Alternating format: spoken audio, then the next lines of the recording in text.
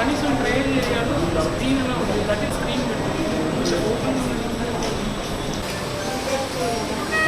ఎంతసేపు అయింది? అరగంట అయింది. డాక్టర్ చూసారా చూడలేదా? ఎవరు చూసారు? Water condition condition heart problem Really chronic heart disease and rectal myocardial infarction.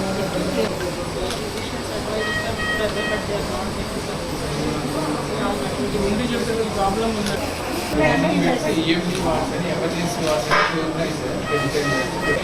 First ఇక్కడే తీసుకెళ్తారా, అక్కడ తీసుకెళ్తారా? ఇక్కడ నుంచి పక్కన వాట్స్ ఇన్ఫ్రాస్ట్రక్చర్ క్యాషువాలిటీ ఏమైందా?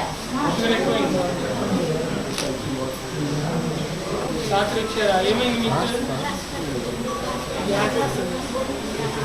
మీతో ఎవరు వచ్చారు? మీ టెన్షన్ వస్తుందమ్మా. డాక్టర్లు రాత్రి చూసారా? పొద్దున మళ్ళీ చూసారా?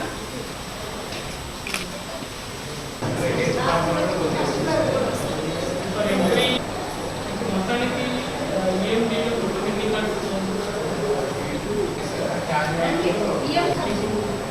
దీన్ని బట్టి మొత్తం ఎన్ని యూనిట్స్ వస్తున్నాయి? 4 యూనిట్స్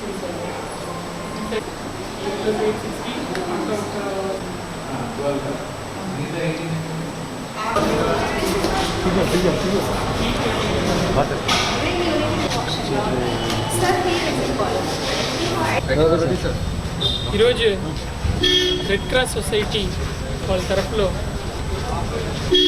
నడిపిస్తున్న నర్సింగ్ కాలేజీలో పిల్లలకి క్యాపింగ్ సెరమనీ కోసం రావడం జరిగింది. అది కాకుండా రెడ్ క్రాస్ తరఫులో ఈరోజు కొత్తగా ఒక ఫార్మసీ ఓపెన్ చేశారు. ఆర్ఓ ప్లాంట్ ఓపెన్ చేయడం జరిగింది. మరియు డయాలిసిస్ యూనిట్ డోనర్స్ ద్వారా కూడా 2 డయాలిసిస్ యూనిట్ కూడా ఈరోజు ఇనాగ్రేట్ చేయడం జరిగింది. రెడ్ క్రాస్ సొసైటీ ఏలూరు ప్రజలకి చాలా సర్వీసెస్ చేస్తున్నారు. చాలామంది డోనర్స్ కూడా ముందుకు వచ్చి ఇక్కడ డొనేట్ చేయడం జరుగుతున్నాయి. ఈరోజు క్యాపింగ్ సెరమనీ కంప్లీట్ అయిన తర్వాత జీజీహెచ్లో ఎమర్జెన్సీ వార్డ్ ఇన్స్పెక్షన్కి రావడం జరిగింది. ఎమర్జెన్సీ వార్డులో ఇంకా కొంచెం ఇంప్రూవ్మెంట్ చేయాల్సిన రిక్వైర్మెంట్స్ ఉన్నాయి. దాని గురించి కూడా లాస్ట్ టైం కూడా నేను వచ్చిన ఒక 15-20 రోజుల ముందు వచ్చినప్పుడు కూడా చూసి దాన్ని ప్రభుత్వం దృష్టికి తీసుకెళ్ళడం జరిగింది. కొత్త బెడ్స్ పర్చేస్ చేయడానికి ఏపీఎస్ఎంఐడిసి నుంచి ప్రాసెస్ అన్నది మొదలైంది. సో ఇక్కడ మనకు ఎమర్జెన్సీ వార్డులో మరియు మిగతా వార్డ్స్కి కూడా కావాల్సిన ఫస్ట్ సెట్ ఆఫ్ బెడ్స్, కొత్త బెడ్స్ ఏవి ఉన్నాయో అది రావడం జరుగుతుంది.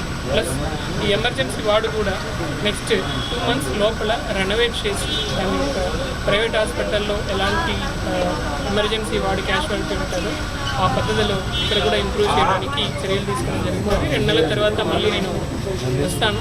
అదే బిల్డింగ్ కంప్లీషన్కి చూసుకోవడానికి వస్తాను. అంటే ఒక ప్రైవేట్ హాస్పిటల్లో ఎమర్జెన్సీ వార్డ్ సెటప్ ఎలా ఉంటుందో ఆ టైప్లో చేయడానికి, కార్పొరేట్ సెటప్ చేయడానికి ప్రయత్నం చేస్తాం. ఈరోజు దాని మీద డిస్కషన్ జరిగింది. సార్, కోవిడ్ గురించి ఏమైనా భయపడాలా? మన కోవిడ్ సంబంధించి ఇనిషియల్ స్టేజ్లో ఉంటాం. ఎందుకంటే 2019లో వచ్చింది, మళ్ళీ 20లో వచ్చింది, 21, 22లో అలాగే ఒక స్కార్ పెద్దగా జరిగిపోతుంది అన్నట్లు వచ్చి ప్యానిక్ క్రియేట్ అయింది. ఇప్పుడు ఇమీడియట్గా మనం చెప్పడానికి ఏం లేదు. ఇప్పుడే కొంచెం ఇన్ఫర్మేషన్స్ వస్తున్నాయి. కానీ ప్రిపరేటరీ అరేంజ్మెంట్స్ అయితే చేసుకోమని చెప్పారు కాబట్టి అన్ని జిల్లాలో కూడా, మన జిల్లాలో కూడా ఒక 8 బెడ్స్ చేశారు. 8 బెడ్స్కి ఒక వార్డ్ అయితే రెడీగా పెట్టాము. దీనికి సంబంధించి ప్యానిక్ అవ్వాలని అవసరం లేదు. ఎప్పుడు ఉన్నా అదే నాంశం మీ అందరికీ తెలిసినదే. శానిటైజర్ యూజ్ చేసుకోండి. Everyday properly clean the hands. రెండోది, వేరెవర్ క్రౌడ్ గ్యాదర్ అవుతున్నారో try to use mask and keep a minimum distance from each other. ఆ మినిమం ప్రికాషన్స్ మనం తీసుకోవచ్చు. ఎక్కడైనా మనకి మళ్ళీ ఎపిడమిక్ పాండమిక్ మనకి ఇదే అవుతున్నట్లు ఉంటే సెంట్రల్ గవర్నమెంట్ నుంచి స్టేట్ గవర్నమెంట్ నుంచి అలర్ట్ వస్తుంది. మనం వచ్చినప్పుడు ప్రజలకు కూడా తెలియజేయడం జరుగుతుంది. ప్రస్తుతానికైతే ఎవరు ప్యానిక్ అవ్వాల్సిన అవసరం లేదు. న్యూ ఇయర్ సంక్రాంతి ప్రజలు చేస్తున్నారు. అదే మనకి ఇప్పుడు క్రిస్మస్ మొన్ననే అయింది. న్యూ ఇయర్ సెలబ్రేషన్స్ ఉంటుంది. న్యూ ఇయర్స్లో సంక్రాంతికి ఎక్కువగా క్రౌడ్ గ్యాదరింగ్ ఉంటుంది. మనం అవాయిడ్ చేయలేము, మన వర్క్ మీద మనం వెళ్తుంటాము. అయినా please remember that principles of sanitiser, minimum distance, mask wherever required.